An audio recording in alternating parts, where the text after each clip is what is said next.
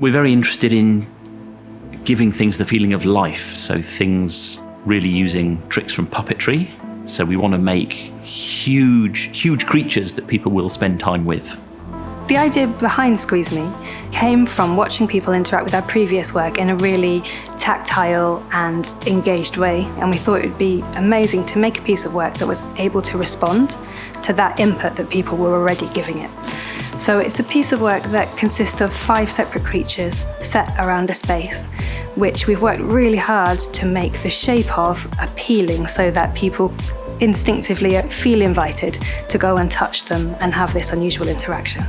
So hopefully you come across this grove or this arrangement of robots in a space where you're not expecting it, be it a city park or a city space, and on approaching one, you are overwhelmed by the sensation to poke it or squeeze it, and it will respond with some tactile feedback that feels a little bit like purring, and above your head there'll be lots of unfurling and wiggling tentacle motion. And this movement will be able to be reflected in the other creatures around the space. So you'll feel animation caused by yourself on the creature you're interacting with, but also in the space as a whole.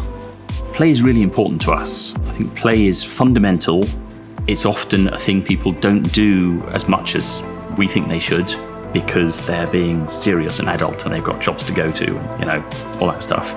But I think there is something very important about the feeling of freedom that comes with play, about just being able to follow whatever inclination turns up in your head. I think that's a powerful human thing, which there is not enough of in our lives, especially our adult lives. The more of that, the better. It's something so silly, like it's a very silly thing to do. It's a joyous and fun thing.